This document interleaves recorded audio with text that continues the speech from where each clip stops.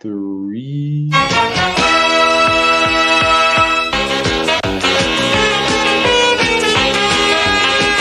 Oh man, as the multiverse aligns, new mutated enhanced being of my kind. I rhyme to an iron heartbeat of Eddie Kane, the conqueror with the thought of Xavier's peace of mind. Look, match crafting a well-written in Hell's Kitchen, being blind, dare to see your Sky Summers eye to eye. Miles ahead, web slinging online in this age of Voltron, you ain't even inclined.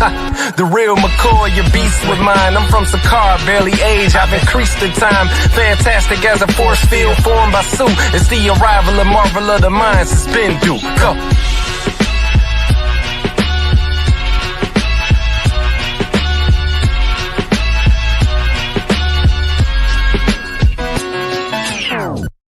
Yo, first and foremost, what up, though? It's Marvel of the Minds. I'm your host, Nametag Alexander. Also got my host with me as well. Peace of mind. What's going on, good sir? How you doing? How you doing? Doing good over Chilling, here. man. Down How here. my mic sounding? I'm cool. I'm cool. My mic sound nice. Check one. Check 1 2 1 2. All right. Speaking of 1 2, we are here to discuss episodes 1 and 2 of Daredevil: Born Again. We know this is technically what you would probably want to call season 4.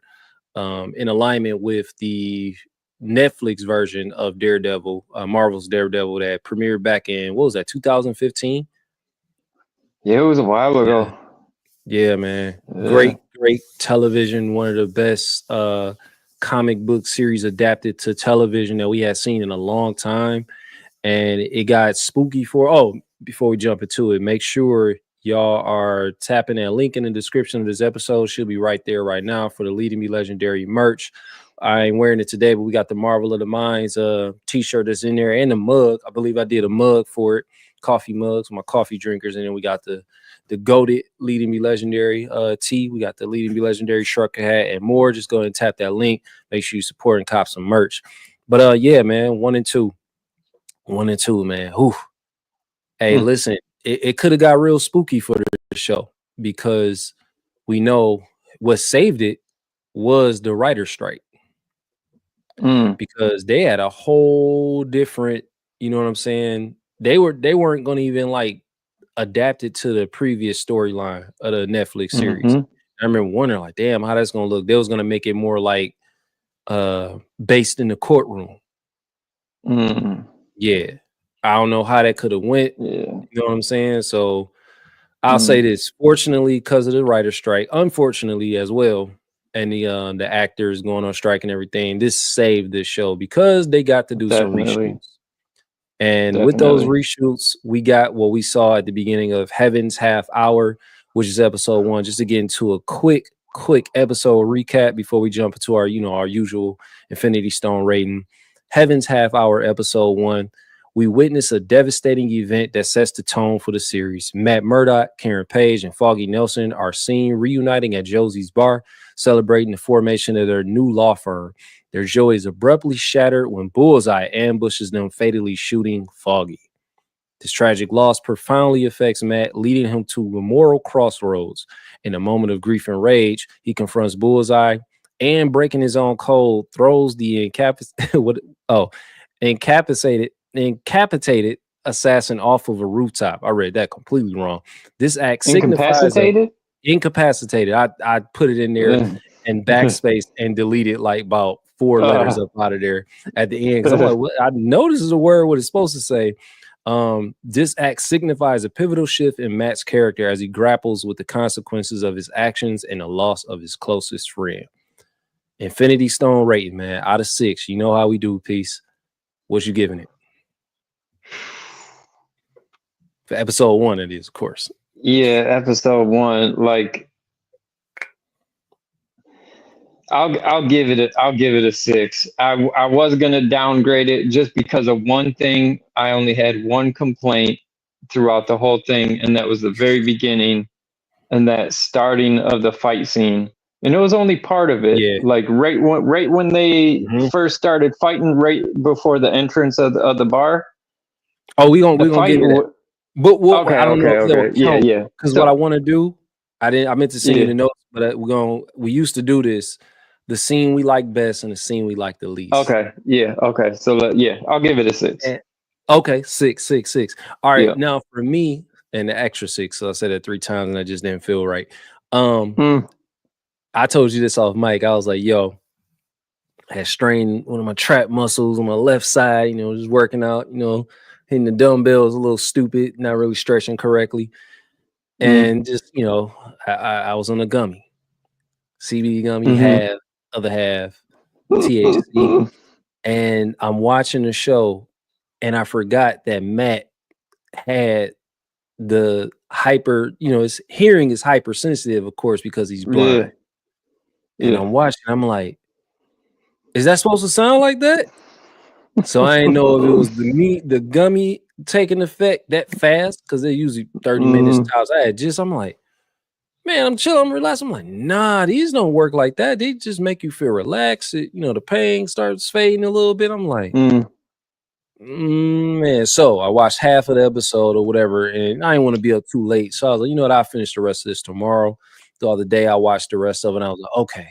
It wasn't a gummy. I forget Matt's hearing is hypersensitive. It wasn't. I knew that though. It was just watching the episode. I'm like, oh man, like when Foggy's heart was beating, it was throwing me off. I'm like, am I supposed to be hearing that? And it clicked in my mind, like, okay, duh.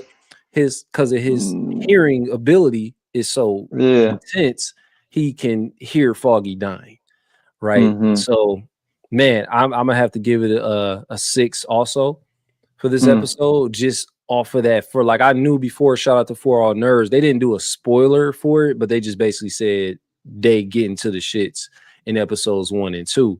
And they didn't really explain directly. It was a listen, man. They say how it felt like DJ Ben Amin and Tatiana King as well, from For All Nerds. And shout out to them. They basically were saying like how the show feels like New York. Now I'm not from New York. I don't live in New York, but they live there. So the way they were explaining, they said a lot of it feels like New York. And me obviously watching a ton of movies that take place in New York and TV shows, I would have to agree. I was like, damn, from what I've seen, like this, it do give you that. It don't feel like they shot it somewhere else. Like you don't get the idea like, oh, they saying it's here, but they shot that in Canada. You know what I mean? It's like, no, it feels like, they really in New York with this. I give it a 6, man. So just to jump right into it. And for those of y'all who not familiar, if you tapped into the show for the first time, whether you're watching or listening, we do our Infinity Stone ratings for TV shows in the Marvel Cinematic Universe, as well as the movies. And it's been 6 Infinity Stones, as you know. So we rate it that way, pretty much. So scene that you like the best. You was getting into it, I think, but then I didn't know. So out of this episode, what scene did you like the best? The scene I liked the best was the tail end to that fight scene in that opening, when like there was just so much going on with Foggy dying. Like that, the way they did it was just so powerful. Like, Matt Murdock was listening to Foggy die during that whole fight, and he was just unraveling because of it, and ultimately said fuck it and tossed him off. Like I was like, yeah, man. And for me, I will have to say the scene as well, but on my end, I would say the part of the scene that I like, because I didn't like the beginning half of it as well. Because you said it earlier, so we kind of that takes us into the scene that we like the least. So I don't know, but you know what? Go ahead and do that, because you just go back to back. Scene you like the best, which was that one you named, and the scene that you like the least. Yes. So the least was the beginning of that fight. The first portion, when they're right in the front of the bar, right by the exit, and they're fighting, and the coordinators, the way they did it, like I get what they were doing. They were trying to be like the old Daredevil show. Yeah, like the hallway scene, kind of. The one shot, the one, you know what I mean? Yeah. But it's not even about that. It's the way that it was done. It wasn't that great choreographed. Their punches were all extremely telegraphed. People were going to block before a punch was even swung. You could tell they weren't connecting. Like it just was not a well mapped out fight. But it was only that portion of it. Once they got to like the stairwell and they're throwing knives and going crazy, like the shit was great. But just that beginning of the fight was just like, this is no, this is not good. Like I was like, Listen, I like that scene because that was mainly like the one standout fight scene or whatever. You in Daredevil, it's always going to be about the action that we like the most. That's just going to be what it is, unless it's just a scene where the dialogue is just incredible. But yeah, when it first happened, when he showed up and like, what was it, the fire escape he appeared on with the suit? Because you find out because what Foggy is on the phone with the witness that he got put up somewhere, right? Yeah. And he's like, "Yo, I got him put up," and he's like, "Yo, why'd you do that?" or whatever. And then next you know, as he's having that conversation, blah blah bloop, hit it. Damn, I was like, "Oh shit!" I didn't think Foggy was gonna die though. I was like, "Damn." I think he's just gonna like maybe, both injured. me and Jess did not see that coming. Yeah, I was like, oh damn, that's within the first 10 minutes. But yeah, like all that was great. And then where oh shit, Matt going, he ain't been Daredevil for a minute. He going to get the suit. So then he go get the suit. And I figure with this being Disney, they're gonna kind of play it up a little bit more to Daredevil from the comics with just him, how we saw him in Your Friendly Neighborhood Spider-Man, like he hopping, gliding, you know what I'm saying, using the baton joints. Didn't he have that? He had that grappling baton and something else though, didn't he? That was it. Echo. She-Hulk. And no, She-Hulk that he had it. He booted into action in She-Hulk, but he just had the red and yellow costume, but also in Echo. But he wasn't as like how he was from rooftop to rooftop, because in Echo he was just in that warehouse. But I want to say that I saw, like, we've seen that grappling baton before. Was it the final season of the Netflix one? Because I swear I'd seen it before. Yeah. I ain't but it wasn't. 100% I get what you're saying though. It wasn't done that great. It looked really they didn't stick the landing on it. He landed on the fire escape, and I was like, that looked kind of weird. And I wasn't even trying to look for it to nitpick, but I was like, damn, that looked kind of weird. I'm like, Disney, give it a shot. But then it got like more weird looking when he was hopping from building to building, and I know that's what he can do, but it just was looking. I'm like, shit. And maybe you know what? I think it might have to do with something with the show being so grounded. Yeah, and it just the way he was flying and zipping and landing looked unnatural. It's gonna take some getting used. If they're gonna do that a lot in the season or the seasons to come, it's gonna take some getting used to, because like you said, we watched Netflix, that series, and it was so grounded where they worked within the budget, but they did a great job within that budget of making it. He didn't have to do all that. He just can throw hands, and it was like, oh, okay, dope. He had, like you said, he had the grappling hooks in either. It might have been season 3 at the end. We saw him in She-Hulk, and I know he popped up fighting like in the battle that she was in. I want to say it was the frog, leapfrog or whatever. And then of course we saw him in Echo, but I don't remember whom. I think that was just more so him throwing hands in Echo. So I don't remember too much. I had to go back and watch that scene. But yeah, man. Other than that fight scene was great though. Just like it was like lighting him up with the knives. It was like, God damn. But yeah, man. It just, he dealt with the loss of Foggy, and it just was like he didn't want to do it no more. You know what I'm saying? Like, that's it, because now I'm back to being Daredevil, and here I am. I lost one of my best friends. You see, he kept trying to get with what's her name? I just said her name too. Karen. He trying to get kind of like throwing hits at her, like I see they throwing the coffee reference out there. Did you peep that though? I'm like, are they doing that intentionally to like, you know? Yeah, what I mean? I think they did. I think they did. You want coffee? And I was like, all right, like it was like, I see what they doing, man. It's like, all right, cool. But I guess we could just kind of jump into episode 2, because this carries right over to, it's been a year since Foggy's passing. Matt is down, man. He's super depressed. But just the episode 2 is called Optics, and like the last one.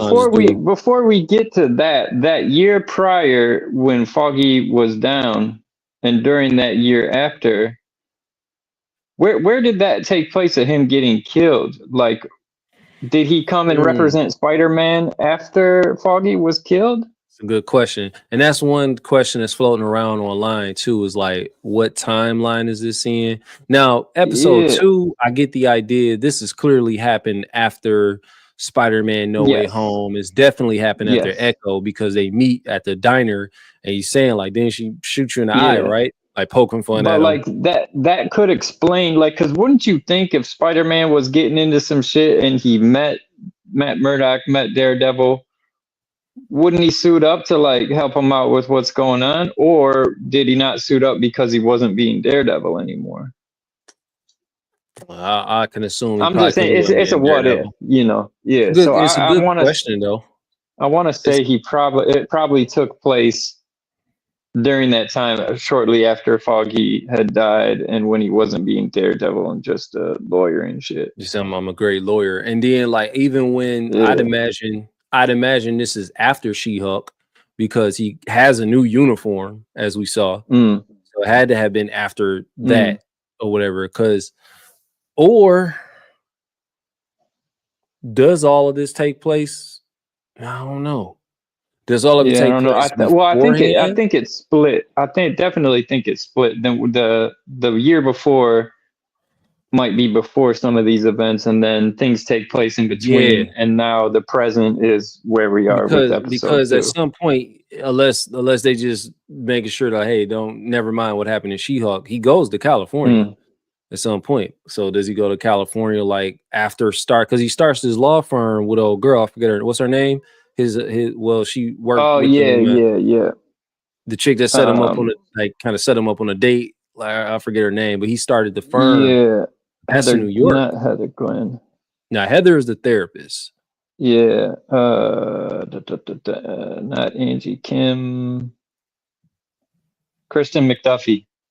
Because you know what, I've been calling her McDuffie, so I don't know why I forgot her name was that. But does She-Hulk even have any relevance in the story? With the way that it ended, it kind of negated anything that happened in She-Hulk. You know what I mean? Exactly. You know what I'm saying? So that was such a weird show. Okay. Anyways, episode 2. Maybe it don't. Yeah, I was just getting episode 2. Just a brief recap of that. Episode 2 is titled Optics. The narrative shifts focus to Matt's legal endeavors and the political machinations of Wilson Fisk. Matt takes on the case of Hector. Is it Ayla? It might be Ayla, a vigilante known as White Tiger, who was wrongfully accused of murdering a police officer. This case challenges Matt to reconcile his dual identities as a lawyer and a hero. Simultaneously, Fisk, now serving as the mayor, struggles to suppress his criminal instincts while maintaining his public image. The episode also explores the complexities in Fisk's marriage to Vanessa and introduces Heather, Fisk's therapist, who becomes romantically involved with Matt. It actually happened the other way around, unaware of his true identity. So, oh man, with this particular episode, what you give it? I'm curious where you at. I want to hear you. I want to hear you first. What do you think of this one? I'm gonna give it a 5. I'm gonna give it a 5. Okay. This was more of a toned down episode, but I'm gonna give it a 5 because that fight scene at the end. I ain't going nowhere under a 5. But yeah, what you got on there? 5. That's right where I'm at. Yeah, for the exact same reasonings. Yeah, man. What about so let's get right into it then. Scene that you like the best. I think it's a given. That fight. Dude, in the dude's apartment. Ooh, he snapped that dude's arm and then yanked the dude by his neck and head and smashed it like on the table. Like, oh my god, like yo, woo. Now to bring you down from that high, what scene did you like the least? I can't really say there was a scene that stood out that I was like, like. I kind of got one. No, see, let me hear the one you like. I like now at first I'm gonna tell you which one I had at first. The scene at the graveyard site with Fisk and the police officer. I was like, damn, because he called him out on this shit. Like, man, you just somebody trying to clean. It plays a lot to reality in a sense, but we ain't gonna say what, but because a lot of this was written and shot before, what took place in politics over on our end, right? I watching it, me and Jess were like, damn, the parallels are Yeah, crazy in for this. sure. Yeah. But I thought that was dope. But until I saw that fight scene, I was like, damn, dog. Like in my mind, I'm like, yo, they might shoot him because he's so bent on not being Daredevil that he probably, gonna let whatever happen. He like, cool, this it, injure me, whatever y'all got to do, because he always getting his ass whooped. You know what I'm saying? And you say you don't want to do this. Like he warned him, you don't want to when do he this. the gun around, I was like, oh shit. Like it was over from there. That fight, I was like, yo, this is what we saw in the preview. This shit's brutal, dog. Like that knee, I was like, god damn, dog. It's like shit, Netflix style fighting.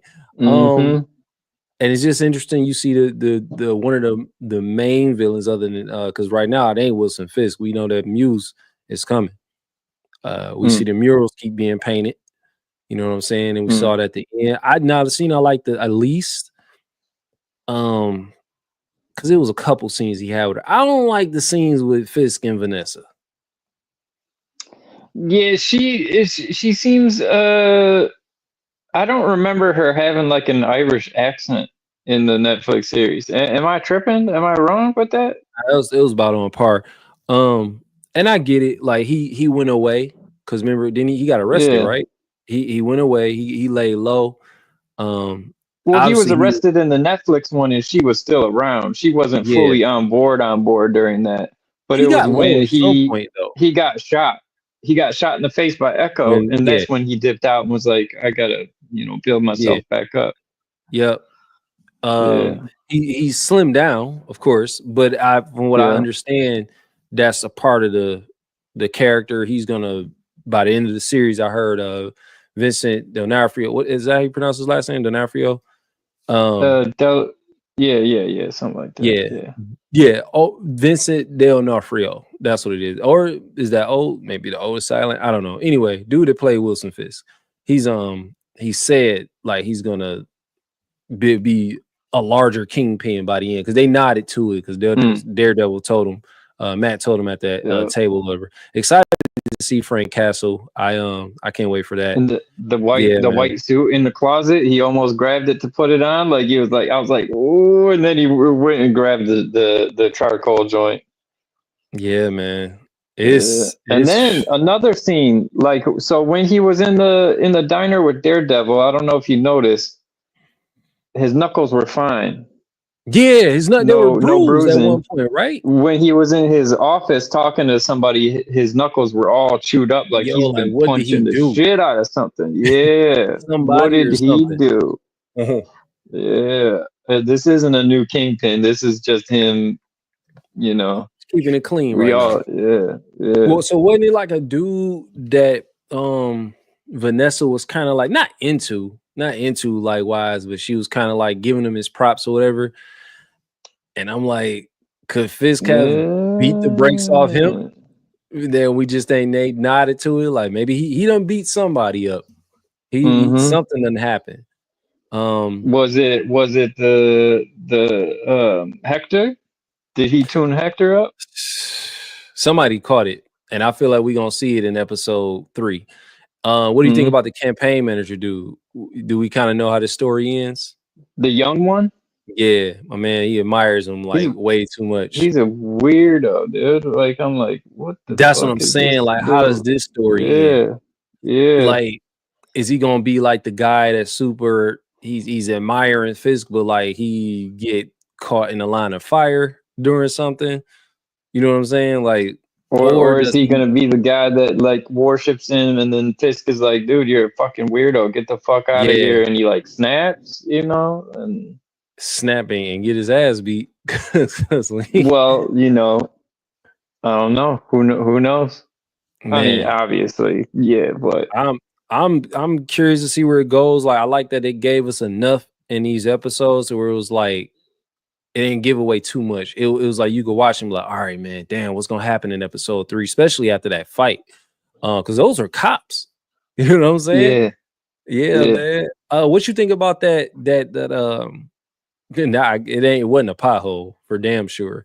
in the middle of the street. Oh, I thought that was cool. That was cool. Him getting out and being like, "Yo, feel this. I'm giving you permission to do it." Like I was like, "Okay." Where did that come from though? What was that? Like I'm like trying to figure out. They done already acknowledged this the MCU now. Remember before they was dancing around it, tiptoeing around it. Now this is the MCU. So that means all type. Like you got magic. When Fisk was like talking to, he was talking to Daredevil or somebody, and he was like, we don't know, it wasn't Daredevil. It was one of his people. He was giving us. He's like, we don't need the Daredevils and the Spider-Man and people dressing up. I was like, spider costumes. Yeah, so it's like I'm like, what happened in that street? Like I seen some theories talking about that could that have been from the fight during No Way Home with Doc Ock?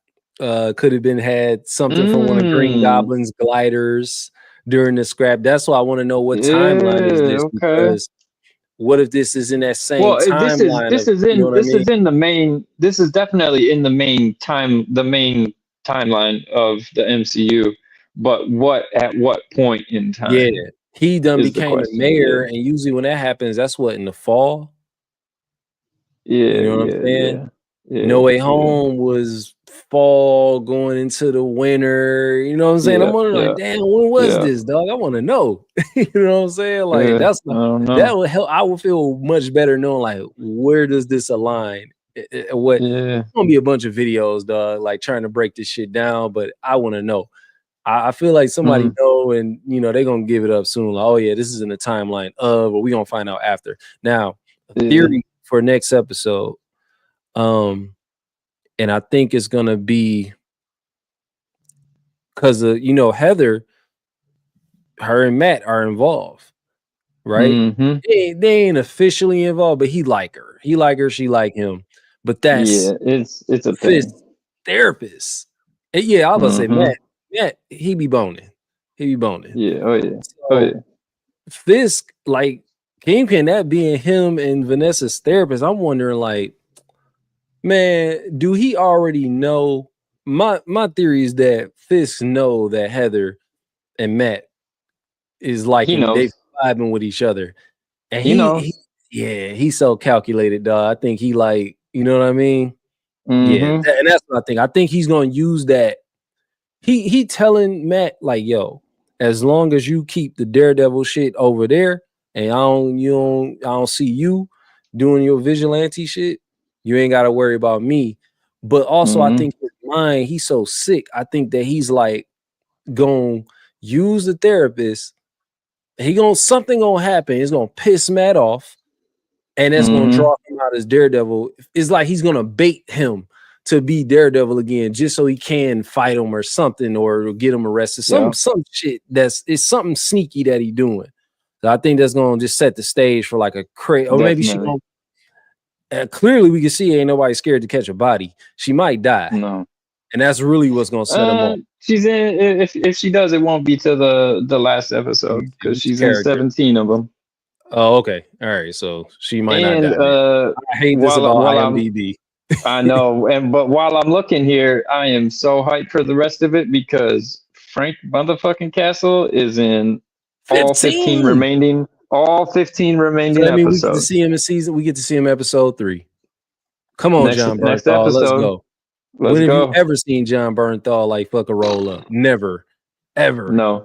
And he said he's not coming. Like, because when this was all first in the conceptualization, he said he was not coming back to do Punisher with Disney if they didn't do it right.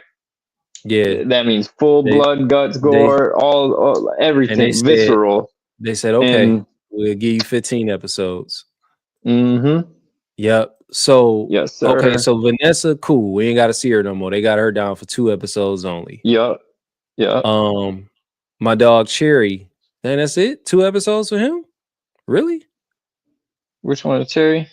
That's dog. He was in The Wire. But yeah, that's dog who's yeah. We helping him. He getting all the info and everything. Dang, 2 episodes, huh? I don't know if this is real. Foggy, they got on 1 episode. No, maybe it might be for real. Yeah, I don't know. So I guess the main thing that matters, a lot of these people that we see in one episode is probably we just seen them one time a season in episode 1. So I guess from here we know Kingpin is in all 17. Matt, of course, is in every one. John Bernthal is Frank Castle, 15 episodes. Yes. Yeah, see, where's BB Aldrich, she's gonna be in chick that's doing the camera work and stuff, the vlogs or whatever. She's in all 17. Okay, so we know Bullseye. We caught him. He was in episode 1, and no, we didn't see him. Did we see him in 2? Was it 2 where there was in court? We just seen him. So he's in 16 of them. Yeah. So I mean, we probably won't see him in one of the last. Okay. All right then. All right. We shall see, man. I'm excited. I'm ready to see what's to come. You know what I'm saying? Yeah, man. All right then. Yeah, okay. So the main people, I'm just scrolling through IMDb right now. The main people we got them in enough episodes. So yeah, the people that's gonna be with the shits, they in enough episodes to. All right, cool. Shit, man. You know how we do, man. We be back at it, y'all, next week for episode 3 because they dropping them singular now. They're just okay, dope. So yeah. Next week we're gonna catch y'all. I want to say on a Thursday, if not any Saturday at the very latest, just to keep it a buck about these episodes, man. I'm loving it so far. I spoke a little soon. I said I like this will be as good as the Penguin, if not better. And just that first hint that we got at the fight scene, I was like, damn, I spoke too soon. I spoke a little too soon because it's grounded, but we in the MCU and we're gonna get a lot of like the Disney of it is there. It's not over yet though. It's not. It's not over yet. The Disney of it is there. And yeah, I got to charge my ring light up. But the Disney of it is there, man. So let's see how they play this out, man. But in the meantime, let the folks know where they can find you at, good sir. Peace of Mind 313 across everything. Yeah. Nametag Alexander across the board. You know, all the social media apps, just search Nametag Alexander. Search Marvel of the Minds, for sure. And then cross platforms for me with streaming music, Spotify, Apple Music, etc. Bandcamp for sure. And yeah. To the next time, y'all know, make sure y'all tap that link in the description of the show, get some merch. And until next time, it's been Marvel of the Minds. Peace.